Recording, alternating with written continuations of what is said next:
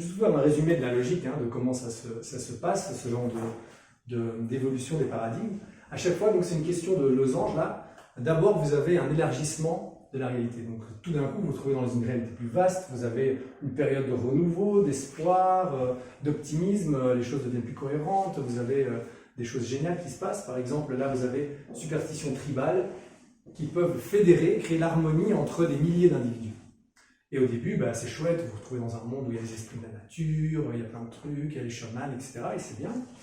Mais après un moment donné, vous voyez bien qu'on devient trop nombreux. Déjà, les chamans se contredisent entre eux, donc ils disent que l'esprit de la nature, de la forêt, il a dit de faire ceci, et puis l'esprit de la rivière a dit de faire cela, et puis l'esprit de la montagne, il n'est pas d'accord, etc. Donc, qui a raison? Et si deux chamans se contredisent, c'est la guerre entre les clans. Puis vous avez des sacrifices humains, c'est pas super chouette non plus, et puis des choses qui font un peu barbares. Et donc on passe à quelque chose comme le monothéisme. Là c'est génial, c'est rassurant. Il y a un Dieu unique, maintenant on a pu commencer à consulter 50 000 dieux différents, et puis s'ils se contredisent, qu'est-ce qui se passe? Là il y en a un seul qui détient la vérité, c'est génial. En plus on a un texte de référence, donc comme ça c'est pas juste le chaman qui a décidé que, arbitrairement. Donc voilà, ça structure les choses. Il y a Moïse qui est descendu de sa montagne, je sais plus, Abraham avec ses 10 commandements. Donc voilà, c'est bien, c'est pas mal. Plus de sacrifices humains, donc ça c'est rassurant, tu ne tueras point. Et puis vous avez une structure hiérarchisée qui crée quelque chose de stable, avec les prêtres, toute la hiérarchie, les évêques, le pape, voilà. Et un livre aussi, un texte de référence. Donc au moins comme ça, c'est aussi quelque chose de beaucoup plus stable et beaucoup moins arbitraire. Et ça peut fédérer jusqu'à des millions d'individus, même des dizaines de millions. Mais vous avez de nouveau, ça atteint des limites. Vous avez les guerres religieuses, l'Inquisition, l'Apocalypse, l'abus de pouvoir et la corruption de l'Église, le mariage de l'Église avec le pouvoir en place, qui fait pas mal de choses, qui crée pas mal de problèmes. Et là, vous avez la science matérialiste qui arrive, et ça peut fédérer des milliards d'individus. Là, on est des milliards sur cette planète. Et au départ, c'est génial, c'est une libération de l'imagination humaine, l'exploration et la compréhension de la réalité, l'amélioration surtout des conditions matérielles, puisque sous le monothéisme, le but, c'était pas que vous viviez dans le confort, c'était que vous vous assuriez votre place au paradis. Donc ça, c'est la priorité. Alors, vous étiez peut-être pauvre, vous viviez dans la misère, mais si le prêtre vous disait non, mon enfant, vous êtes bien, je vous absous, etc., vous avez votre place au paradis, mais il faut faire ci, ci, ça, c'était ça votre priorité. Avec le matérialisme, on essaie d'améliorer ses conditions de vie, son quotidien, on essaie de faire descendre le paradis sur Terre, quelque part.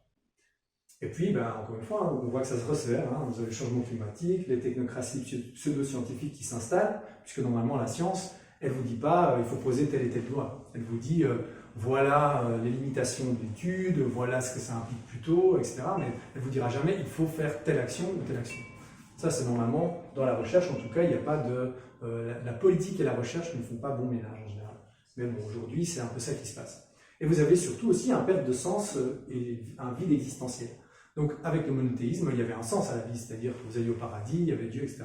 Avec la science, parfois, vous vous demandez, qu'est-ce qu'on fout là, quoi, Je veux dire, on nous dit c'est juste un déroulement de causes et de conséquences, le Big Bang, et puis c'est comme des dominos, ça tombe les uns après les autres. Jusqu'à même... parfois, dans certaines études scientifiques, remettre en question l'existence même du libre arbitre. De dire que finalement, tout ce qu'on fait, c'est juste le résultat des réactions chimiques, dans des milliards de réactions chimiques dans le cerveau, qui sont même prédéterminées par les actions du passé. Et encore une fois, on est soumis à la même logique. Vous regardez une machine qui tourne avec des rouages, je veux dire, c'est déterminé, c'est déterministe. Il n'y a pas de liberté, il n'y a pas de libre arbitre là-dedans. Donc c'est une vision un peu nihiliste aussi qui émerge de ça. D'ailleurs, Nietzsche l'avait bien compris quand il a dit « Dieu est mort ». Mais après, qu'est-ce qu'on en fait après on a tué Dieu, génial, et puis quoi. Donc voilà, donc tout ça fait qu'on a un resserrement, et maintenant il faut que ça s'élargisse de nouveau, mais sauf que les nouveaux paradigmes, quand ils arrivent, ils sont toujours un peu flous, on ne sait jamais vers quoi on se dirige exactement, et c'est ça un peu qui est l'inconfort dans lequel on est actuellement, c'est que on voit bien que l'ancien, l'existant ne fonctionne plus très bien, mais le nouveau n'est pas encore enraciné.